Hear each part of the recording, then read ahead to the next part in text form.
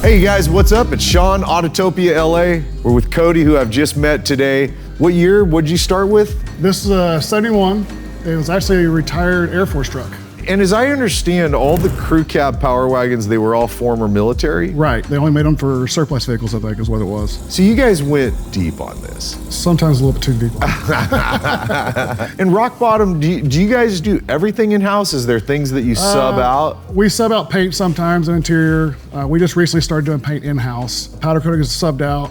Everything else is 100% in-house. All the chassis design, bumpers, wiring, everything's all in-house. Everything's in-house, got it. Speaking of chassis, like this isn't stock Dodge Power Wagon chassis, right? Far from stock. It's actually a 2x4 250 wall square tubing and 2x6 250 wall square tubing. I'm guessing the intended purpose is be able to street drive it, look cooler than everyone else, but then if you want to go hit dirt, this thing's probably fully capable. Definitely fully capable. We try to make it where anybody can get in and drive it. You can drive it as a street car every day, or you can take it off road and have a good time. It's capable of all of it. Let's pop the hood, start there, because I know right away we've got some power running in this baby. A little bit far from stock under here. This is actually a Hellcat motor out of a 2020 Trackhawk. And it's got powered with a HP 95 transmission and then an actual Jeep Rubicon transfer case. What's the transmission from? They're from a TRX. Okay, so this thing's pretty friggin' bulletproof then. We tried to pick the toughest parts we could possibly get for it. Is it stock power, the 700-ish? It's still 700-ish horsepower, yeah, 750-ish. Probably right around 500 horsepower at the wheels. Yeah. Crazy how much you lose in the transfer case? Yeah, I'm used to that 15 to 20% loss. Like the 40%. What are your diffs on this? Sterling 10.5 in the back and a 60 in the front. They're actually out of a 05 plus Super Duty. The diffs are all built with the Yukon gearing and all that stuff. And we got a posi in the rear for this one. Warren hubs. They're built to handle the power. Yeah. Have you personally had this off-road at all? I have.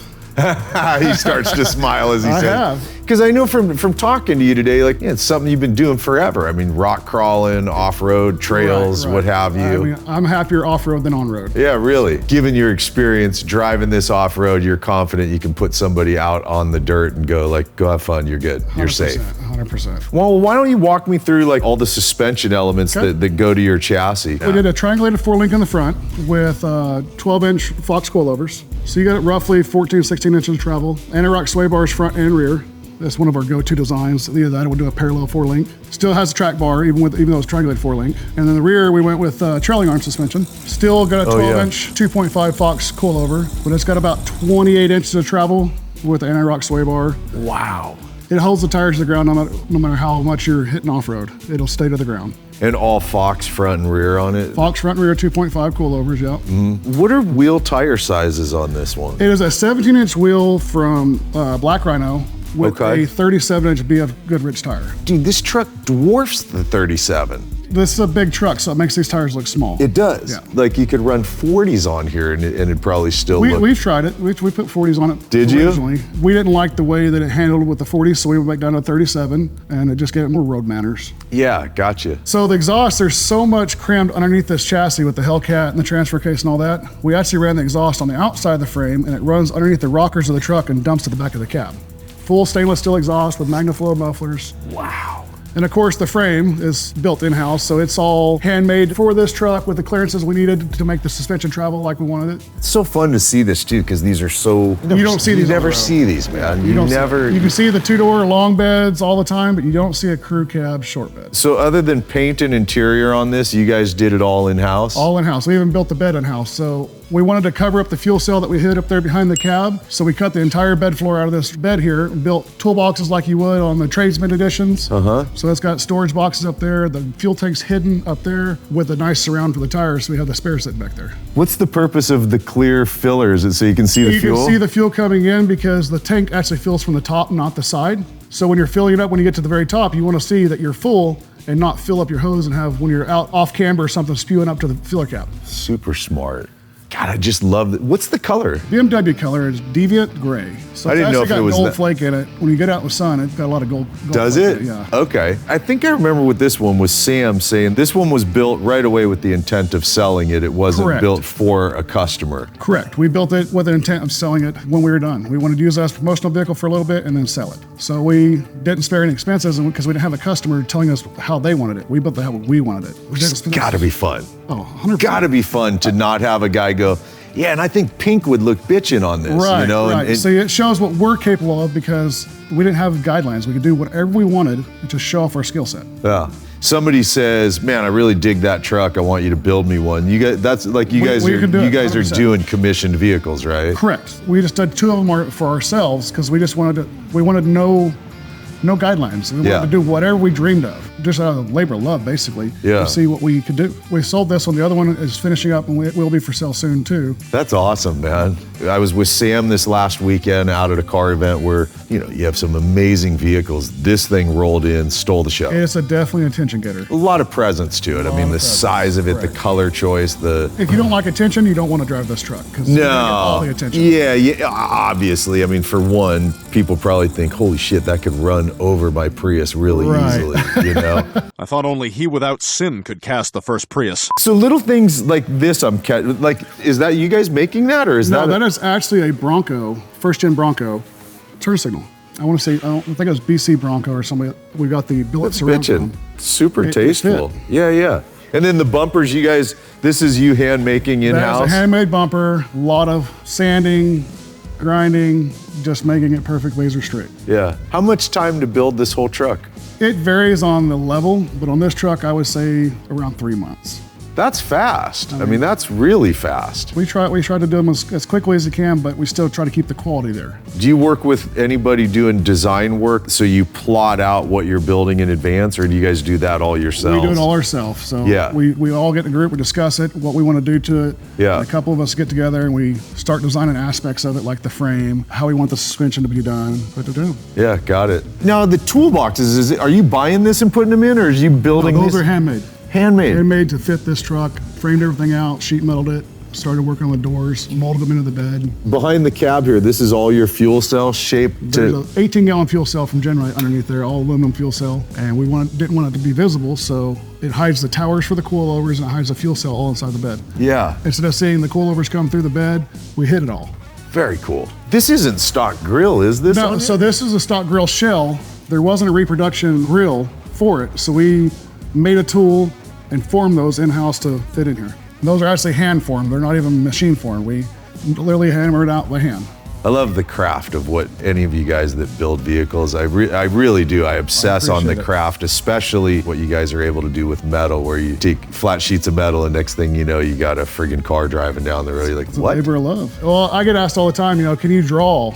I can't draw nothing. Yeah. But you give me a car, I can design it in my head and just start And laying it out. follow it through and describe it to your team so everybody's on the same page. Yeah. These are bitchin' to work in. Are KC those- lights, yeah. So we wanted to add a little extra lighting to it, so we actually formed those into the bumpers as we were designing the bumper. They're small package, but they're super bright. I like how small they are, and I like that you didn't do the more obvious, the big light with Right. the covers, and nothing against that, or a big light bar, but We were this trying is to make it more sleek looking, Definitely. but still be fully capable. We didn't go with the old retro style lighting on this build. It just didn't fit to it for us. now it looks great. I'm glad there's no light bar, none of the typical, not knocking it, I'm just saying the typical Right. off-road stuff. This is a little more subtle. Is it Willwood brakes all around the truck? It is Willwood Master with proportioning valve.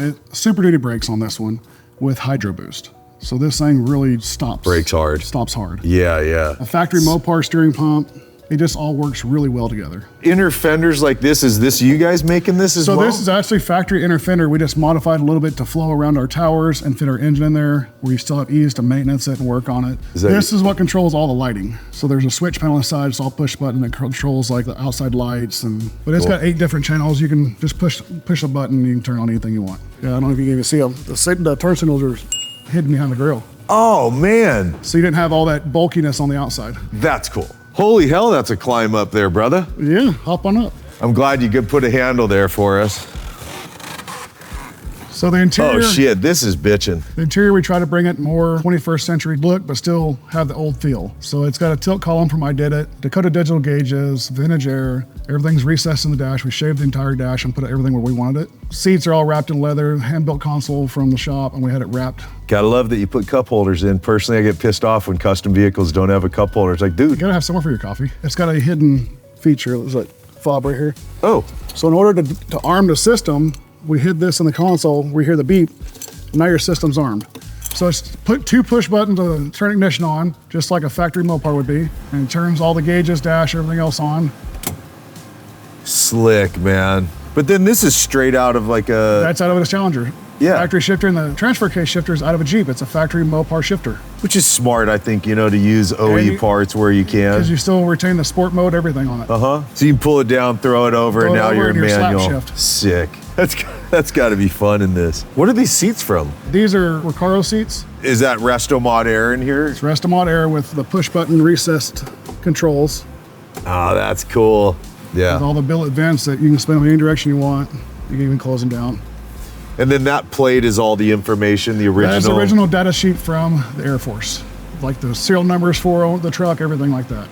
Boy, you sure sit up high in this thing, man. Pretty big truck. Yeah, I was waiting for the step to come popping out. Well, you know? we were gonna put power steps on this one, but with the side exhaust, there was no room for it. Got Everything was just packaged in here really tight. And then you're fully caged through Front half cage. back. Mainly to have the rear harness, the front harness bar for the driver and passenger. Wasn't enough room to really run it through the back. So. Right, but you could still have people in the back seat in this, no Yes. problem. I mean, I'm a big guy and I can get back there. Yeah, totally. This is slick, man. Well, let's go. You know, there are more to talk about, but let's get some cameras and go drive this thing, right? Sounds like a plan to me. Yeah, let's do it.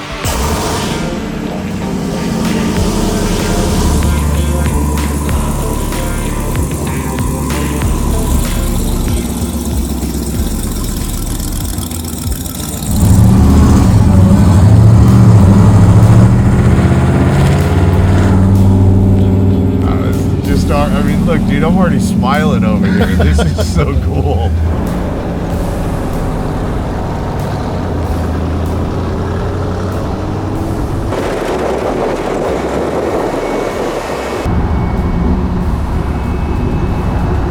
This thing drives great.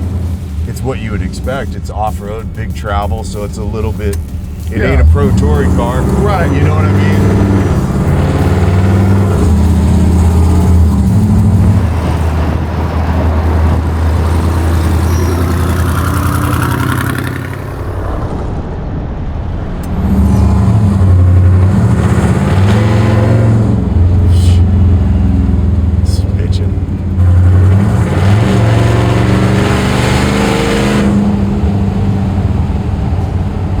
That's about 25%. Yeah. You know exactly what this truck does.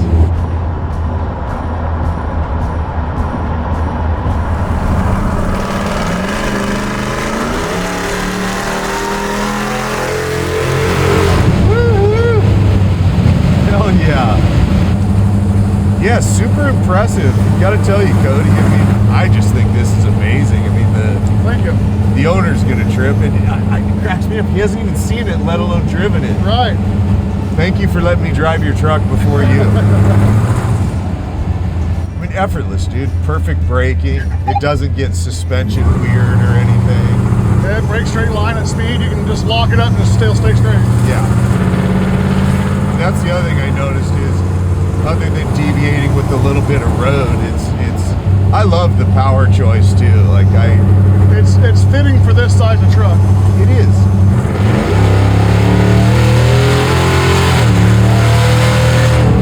Well, we just gave them an earful, didn't we? That was a good mic check. Thanks so much.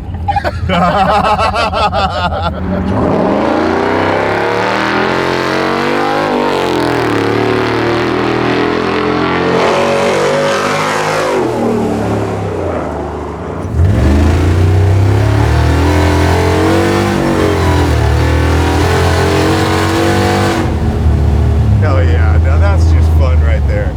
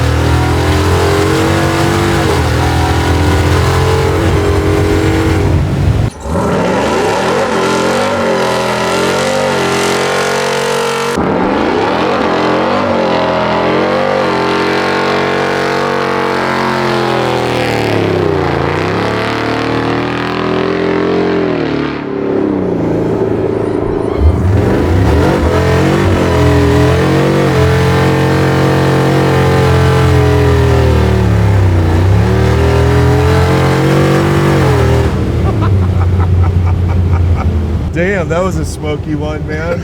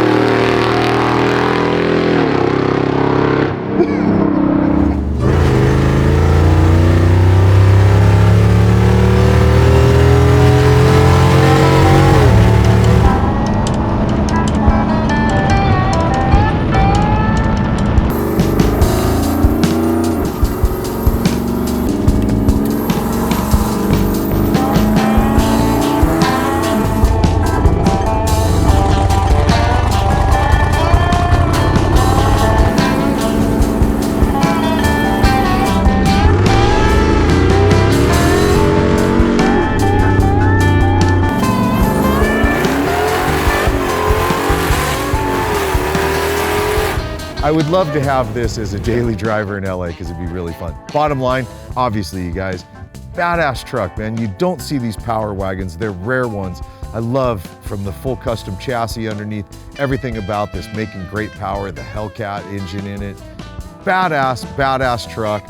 Definitely looking forward to shooting more with the rock bottom off-road guys because I think these guys are really doing some very cool work.